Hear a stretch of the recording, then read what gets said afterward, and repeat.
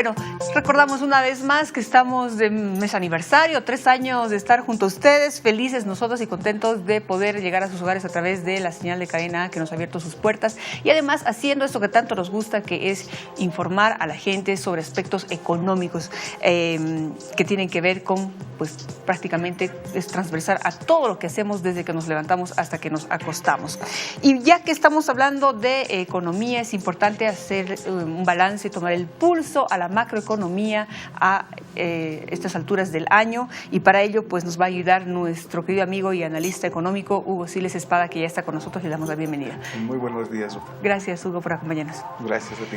A ver, hace un momento hablábamos con la gente en la calle sobre esos 30 años de democracia y le preguntábamos si consideraba que se reflejaban de manera positiva en su economía personal, familiar y como país. ¿Tú qué crees?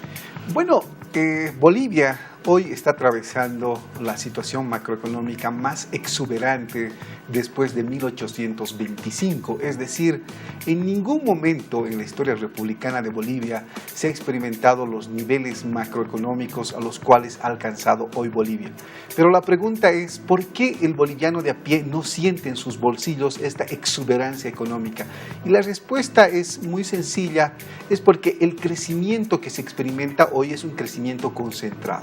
Es un crecimiento en pocas manos. Esas pocas manos son básicamente 4 formales y 4 informales. Dentro de las 4 formales, Ruth, está el sector minero, que está creciendo a tasas realmente muy altas, con utilidades muy altas. Está creciendo el sector gasífero, que precisamente es el sueldo de Bolivia, el sector constructor, en tercer lugar, y el cuarto lugar es el sector financiero, el sector de la banca y el sector del resto de entidades financieras. Estos son los 4 sectores que están experimentando un boom. Un boom que realmente jamás lo habíamos tenido. Y los 4 sectores informales que están experimentando este crecimiento es, hay que decirlo, el narcotráfico, la corrupción, la informalidad y el contrabando. Entonces tenemos 4 sectores formales que están experimentando este boom y 4 sectores informales que están experimentando esta bonanza. El saldo no está recibiendo los goteos, por así denominarlo, de este crecimiento explosivo. Jamás en la historia republicana habíamos tenido este crecimiento. Solamente un dato: cuando el doctor Hernán Siles Suazo en 1982, hace 30 años atrás, recibió el gobierno tenía 14 millones de dólares en reservas internacionales netas. 14 millones. Hoy exactamente el nivel de las reservas internacionales netas que tenemos es 13.419 millones. Es decir, una cifra sideral en comparación a lo que recibió el gobierno de Hernán Siles Suazo. Bueno, ahí está. ¿Qué más podemos decir de ese análisis? Definitivamente queda claro que no es una ilusión lo que a diario saca el gobierno y manifiesta el gobierno de que estamos viviendo realmente una época increíble de bonanza. Que no lo sintamos los bolivianos comunes de a pie es otra cosa. Es crecimiento concentrado en pocas manos, es por eso. Ahora, ¿puede darse que tenga un impacto a largo plazo, a mediano plazo posiblemente, y que veamos justamente el reflejo de esta bonanza más adelante? 2 elementos fundamentales, Ruth. Primero, las empresas en el país necesitan expandir y renovar su planta tecnológica. Este es el principal desafío. Hoy las empresas están trabajando en el límite de su capacidad, dado el incremento del consumo que ha existido en Bolivia.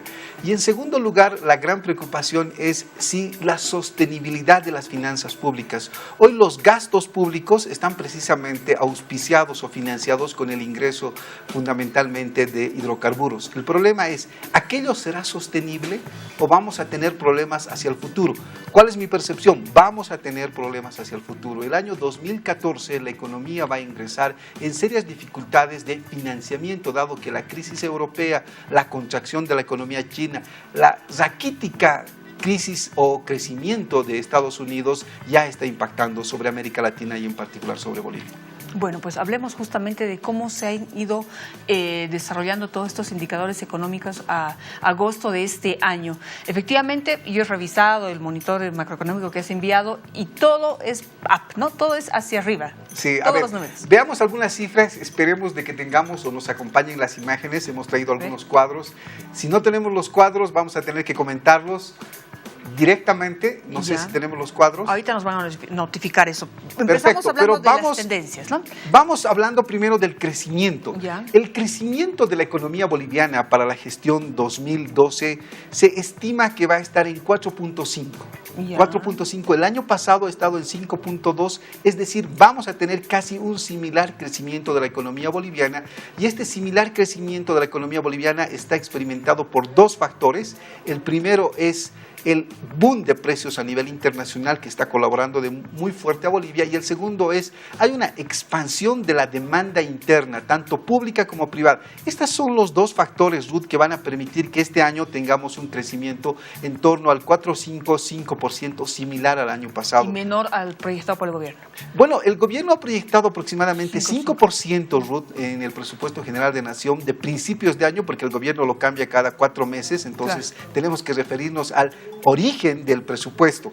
Ya. En consecuencia, vamos a tener una buena tasa de crecimiento para la gestión 2012, que es una de las terceras más altas tasas de crecimiento en América Latina, de acuerdo a la CEPAL. Primero va a estar Panamá, luego también va a estar experimentando un crecimiento muy interesante Haití, y luego está Bolivia. Y el saldo está después. Bolivia, como reitero, está experimentando buenas tasas de crecimiento en esta última gestión. Luego tenemos la inflación, Ruth. Eso sería interesante conversar sobre el tema de la inflación. A septiembre, la inflación que ha reportado el INE es 3.10. Ayer yo estaba conversando con un conjunto de personas, estaba en una exposición donde les comentaba que la inflación está en 3.10 del INE. Nadie cree que estemos en 3.10. Realmente la credibilidad de las cifras a nivel de inflación nadie cree. Porque no es real tampoco, ¿no? Bueno, lo que pasa es que mucha gente percibe que en los mercados, particularmente el capítulo alimentos, está más arriba del 3.10, pero bueno, la cifra oficial que tenemos es 3.10. ¿Y cuál es la previsión? ¿Cómo va a terminar la inflación? El gobierno nos ha señalado una inflación en torno al 5% a principios de año, y la previsión es, de acuerdo al monitoreo macroeconómico que realiza la Cámara Nacional de Industrias, que se termine en torno al 4.75. Ya, por ahí. 4.75, ligeramente inferior a lo que ha pactado o a lo que ha planificado el gobierno. Ahí están precisamente las cifras que, bueno, ahí está lo que decíamos, el crecimiento económico del 2012. Se estima que hasta el primer trimestre hemos logrado 5.16%, y que esa cifra termine a diciembre de la gestión 2012 en torno al 5 al 4,5%. Así va a cerrar la economía, es muy importante que lo conozca. Vamos a tener un crecimiento que es similar a la gestión 2011. Vamos al siguiente cuadro, que es la inflación. Precisamente ahí está el dato que estaba comentando Ruth, ese 3.10% que muchos no creen que es un dato oficial del Instituto Nacional de Estadísticas. Ahora, Hugo, ¿tendrá que ver esto justamente con que la ponderación que se le da al segmento de alimentos, la canasta básica, restaurante, hotelería, se ha bajado en 10 puntos desde el año 2007? O sea, la ponderación es menor cuando los bolivianos gastamos mucho más de nuestro ingreso en alimentarnos. Sí, definitivamente la canasta que mide el índice de precios al consumidor, el Instituto Nacional de Estadística, antes era 48% el capítulo alimentos, ahora es 38%, es decir, son esos 10 puntos que tú señalas que precisamente han hecho que se aplane precisamente el índice de precio al consumidor. Hay otros productos que también están interviniendo, lo cual hace de que se genere este 3.10. ¿Cuál es la previsión? Reitero, que estemos terminando en torno al 4.75%, 4.75, un mínimo de 3.50 y un máximo de 6. Esa es la estimación que la Cámara Nacional de Industrias